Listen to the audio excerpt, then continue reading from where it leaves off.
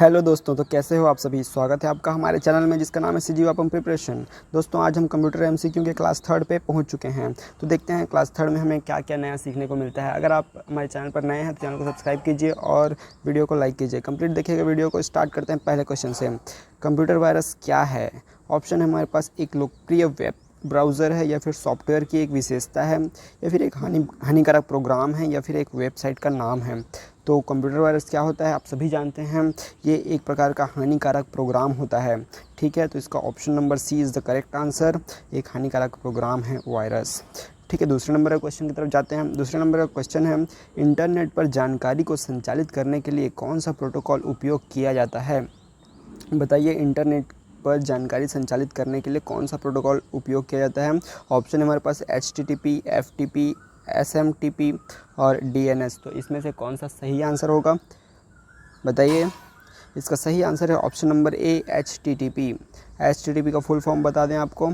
इसका full form होता है hyper text markup hyper text transfer protocol है transfer protocol. Hyper text transfer protocol HTTP का full form होता है।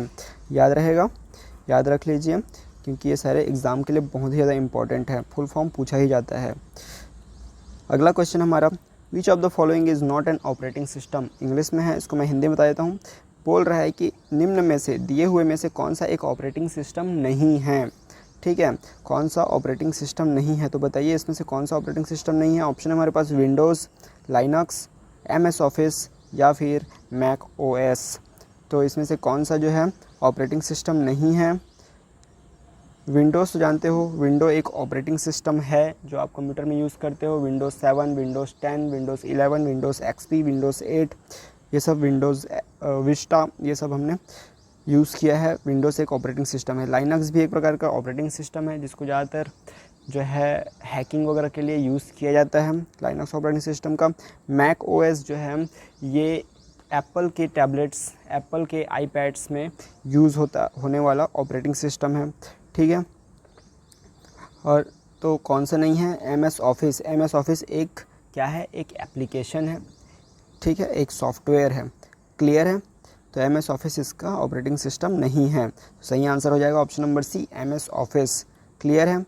देखिए, हम लोग डेली बेसिस पे 10-10 क्वेश्चन डील कर रहे हैं, लेकिन हम लोग सिर्फ 10 क्वेश्चन नहीं पढ़ रहे हैं। एक क्वेश्चन के अंदर में जो 4 ऑप्शन रहता है, तो चारों ऑप्शन को हम लोग यहाँ पर डिस्कस कर रहे हैं। तो हम लोग एक क्वेश्चन के जरिए 4 क्वेश्चन डिस्कस कर रहे हैं, और साथ ही साथ तो कितना हो जाएगा, एक वीडियो में, एक 10 मिनट की वीडियो में आप लगभग 40 क्वेश्चन सॉल्व कर रहे हैं। तो ऐसा अगर आप 1 महीने तक करते हैं तो आपका बेस कितना चला जाएगा, 1200 क्वेश्चन के आसपास आप पहुंच सकते हैं, जिससे आपको बहुत ही आसानी होगी अपने एग्ज़ाम के क्वेश्चंस को सॉल्व करने में। अगले क्वेश्चन की तरफ चलते हैं।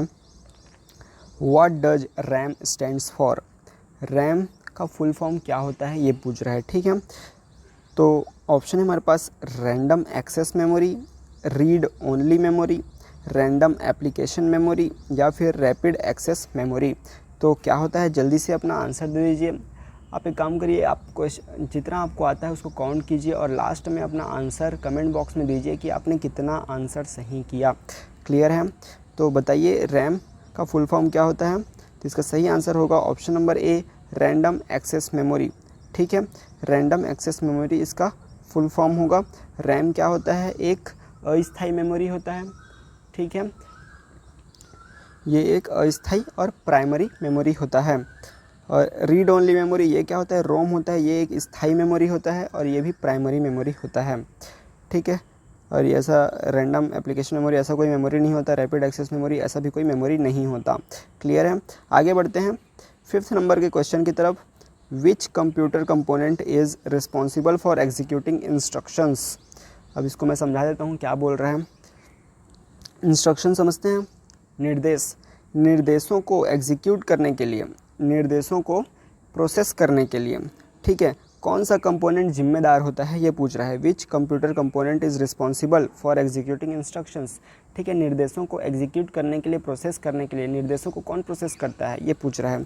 ठीक है, ऑप्शन है हमारे पास, क्या सेंट्रल प्रोसेसिंग यूनिट करता है, या फिर ग्राफिक्स प्रोसेसिंग यूनिट करता है, या फिर रैंडम एक्सेस मेमोरी रैम करता है, या फिर हार्ड डिस्क ड्राइव HDD करता है। तो इसमें से कौन सा सही आंसर होगा, बताइए। निर्देशों को क्रियान्वित कौन करता है, निर्देशों को प्रोसेस कौन करता है। तो इसका सही आंसर क्या होगा, इसका सही आंसर है ऑप्शन नंबर ए, सेंट्रल प्रोसेसिंग यूनिट। हम लोग कुछ भी इनपुट डालते हैं, कुछ भी निर्देश, इंस्ट्रक्शन या कमांड कुछ भी इनपुट करते हैं, तो वो कहाँ, किसके पास जाता है, वो जाता है हमारे मदरबोर्ड CPU के पास, सेंट्रल प्रोसेसिंग यूनिट के पास, ठीक है। और वो उसको एग्जीक्यूट करता है, क्लियर है, एग्जीक्यूट करता है, उसको ऑपरेट करता है और आंसर हमें मॉनिटर पर दिखाई देता है, क्लियर है। तो इसका सही आंसर होगा CPU, ठीक है, सेंट्रल प्रोसेसिंग यूनिट। आगे बढ़ते हैं 6th नंबर के क्वेश्चन की तरफ। What does HTML stands for. यहाँ पर फिर से पूछा जा रहा है HTML का फुल फॉर्म। देखिए फुल फॉर्म बहुत ही इंपॉर्टेंट होता है कंप्यूटर जैसे सब्जेक्ट में, क्योंकि यहाँ पर मैक्सिमम चीज़ों को शॉर्ट फॉर्म में लिखा जाता है, तो उसका फुल फॉर्म पूछा ही जाता है। तो बताइए इसका सही आंसर क्या होगा, HTML का फुल फॉर्म क्या होगा। ऑप्शन नंबर ए है हमारे पास हाइपर टेक्स्ट मार्कअप लैंग्वेज, या फिर option number B high level text manipulation language, ठीक है, या फिर C hyper link and text markup language, या फिर D home tool markup language. तो HTML का फुल फॉर्म क्या होगा। आई होप कि आप सबको पता चल गया होगा इसका सही आंसर क्या है। इसका सही आंसर है ऑप्शन नंबर ए, हाइपर टेक्स्ट मार्कअप लैंग्वेज। याद रहेगा, याद कर लीजिए अपने दिमाग में, और वीडियो को लूप में देखिए, 2-3 बार देखिए, फिर से एग्ज़ाम से पहले एक बार और पूरा लाइन से आप 1 घंटे में फुल स्पीड में 2x की स्पीड में आप देखकर सारे वीडियोस को ख़त्म कर सकते हैं, जिससे आपका मेमोरी एकदम करंट का रहेगा, एकदम तुरंत काम, जिससे आप आसानी से क्वेश्चन को सॉल्व भी कर सकते हैं, ठीक है। अगला क्वेश्चन देखते हैं 7th नंबर का। Which protocol is used to send emails over the internet, ठीक है। Which protocol is used to send emails over the internet. तो इसका सही आंसर क्या होगा, क्या बोल रहा है पहले आपको समझा देता हूँ मैं, ठीक है, कि कौन सा प्रोटोकॉल यूज़ होता है ईमेल को सेंड करने के लिए। इंटरनेट पे जो ईमेल किया जाता है एक दूसरे को, एक सेंडर होता है, एक रिसीवर होता है, ठीक है। किसी को आपने भेजा तो आप रिसीवर हो, आप किसी को भेज रहे हो तो आप सेंडर हो, ठीक है। तो इस प्रकार से जो ईमेल को इंटरनेट के थ्रू हम लोग भेजते हैं, तो ये जो कौन से प्रोटोकॉल इसमें यूज़ होता है, ठीक है, ये पूछ रहा है। तो ऑप्शन है हमारे पास SMTP, HTTP, FTP या फिर DNS। तो सही आंसर क्या होगा, सही आंसर क्या होगा इसका, कौन सा प्रोटोकॉल यूज़ होता है, कमेंट बॉक्स में इसका आंसर दीजिए। इसका सही आंसर आपको बता रहा हूँ मैं, option number A is the correct answer, SMTP। SMTP protocol जो है ईमेल ट्रांसफ़र के लिए जिम्मेदार होता है, ईमेल ट्रांसफ़र इसी के वजह से होता है, ठीक है, SMTP प्रोटोकॉल की वजह से। SMTP क्या होता है, SMTP होता है सिंपल मेल, और क्या होगा, transfer protocol, simple mail transfer protocol. SMTP का फुल फॉर्म क्या होता है, simple mail transfer protocol. HTTP तो जानते हैं आप, हाइपर टेक्स्ट ट्रांसफ़र प्रोटोकॉल, और FTP क्या होता है, फाइल ट्रांसफ़र प्रोटोकॉल, और DNS का आप लोग बताइए, क्लियर है। नेट में सर्च करिए और आंसर कमेंट बॉक्स में दीजिए। SMTP simple mail transfer protocol, HTTP hyper text transfer protocol, FTP file transfer protocol, clear है। इसका आपको देना है पता करके। Which protocol is used to send emails over the internet. तो SMTP is the correct answer. Option number, question number 8वें number पर पहुँच गए हैं अभी तक। अगर आपको वीडियो अच्छी लग रही है तो चैनल को सब्सक्राइब कीजिए, वीडियो को लाइक कीजिए और अपने दोस्तों के साथ शेयर भी कीजिए, क्लियर है। और कमेंट बॉक्स में कमेंट करके बताइए कैसा लगा, कितना मज़ा आया, कितने सॉल्व सही हुए, ठीक है। इसको देखते हैं, what is the full form of URL। What is the full form of URL। तो इसका ऑप्शन देख लेते हैं क्या क्या है। Universal resource locator, uniform resource link, unified resource locator, या फिर यूनिक रिसोर्स लोकेटर। तो what is the full form of URL। URL का फुल फॉर्म क्या होगा भाई, बताइए ज़रा। तो इसका सही आंसर है ऑप्शन नंबर ए, यूनिवर्सल रिसोर्स लोकेटर।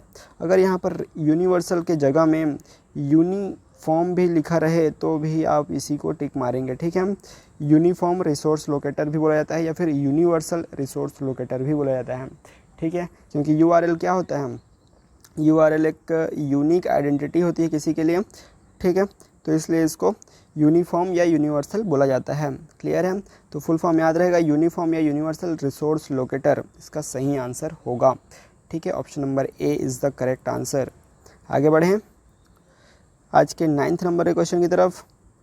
अगर आप अभी तक चैनल को सब्सक्राइब नहीं है, सब्सक्राइब कीजिए और हमारे चैनल के प्लेलिस्ट में जाके देखिए कि और हमने क्या क्या वीडियो बनाए हैं। बहुत ही इंपॉर्टेंट छत्तीसगढ़ के जीके हैं, मैथ्स है और इंग्लिश है, तो बहुत ही इंपॉर्टेंट टॉपिक्स ऑलरेडी चल रहे हैं और पिछले बनाए भी जा चुके हैं। तो सारे वीडियोस को आप देखिए और सब में कमेंट करके बताइए आपको कैसा लग रहा है। चैनल को सब्सक्राइब कीजिए, शेयर कीजिए अपने दोस्तों के साथ।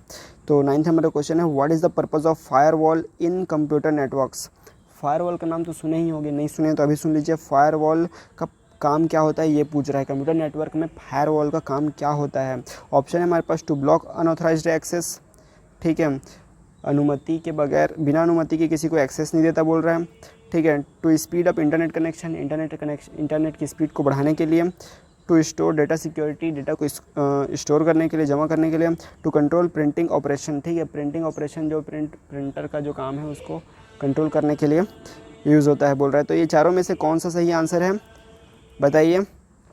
फायरवॉल का उपयोग क्या होता है कंप्यूटर नेटवर्क में, तो इसका सही आंसर होगा option number A, to block unauthorized access. अगर आप फायरवॉल में जाकर किसी भी एप्लीकेशन, किसी भी लिंक को उसमें डाल देते हैं ब्लॉक लिस्ट में, तो वो लिंक कभी भी जो है सिस्टम ओपन नहीं करता, या फिर उस लिंक के थ्रू आप उस लिंक को आप यूज़ नहीं कर सकते, वो लिंक पूरी तरह से ब्लॉक हो जाता है। तो फायरवॉल क्या करता है, अनऑथराइज्ड एक्सेस जिसकी अथॉरिटी नहीं है उसको ब्लॉक करके रखता है, ठीक है। जैसे अगर आप पेरेंटल कंट्रोल रख देते हैं, कंप्यूटर में पेरेंटल कंट्रोल होता है जिसमें पेरेंटल कंट्रोल नाम का ही एक कंट्रोल होता है जिसमें आप जो भी चीज़ों को सेलेक्ट करके रखे हैं, जैसे न्यूडिटी या फिर पोर्नोग्राफी या फिर कुछ भी ऐसे एडल्ट वाला जो भी कुछ रहता है, साइट है या फिर कुछ भी, तो वो शो नहीं करता है पेरेंटल कंट्रोल में, तो वो सब फायरवॉल उसको क्या करता है, ब्लॉक कर देता है। तो समझ में आया फायरवॉल का work, to block unauthorized access. अगला क्वेश्चन है 10th और आज का लास्ट क्वेश्चन जिसका आंसर आपको देना है। बताइए, कंप्यूटर का सुपरवाइज़र है, कंप्यूटर को सुपरवाइज़ कौन करता है। सुपरवाइज़ करना मतलब क्या होता है, चलाना। कंप्यूटर को मेन कौन चलाता है सॉरी, क्या ALU चलाता है या फिर OS ऑपरेटिंग सिस्टम चलाता है या फिर CPU चलाता है या फिर कंट्रोल यूनिट CU चलाता है। तो कौन सुपरवाइज़ करता है कंप्यूटर को।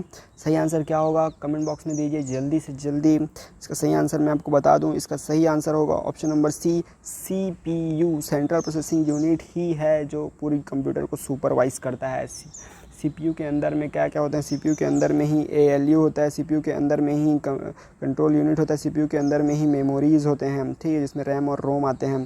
तो ये सब CPU ही कंट्रोल करता है चीज़ों को। ALU क्या होता है, अरिथमेटिक लॉजिक यूनिट। OS क्या होता है, ऑपरेटिंग सिस्टम। CPU क्या होता है, सेंट्रल प्रोसेसिंग यूनिट। और CU क्या होता है, कंट्रोल यूनिट। ठीक है, समझ में आया।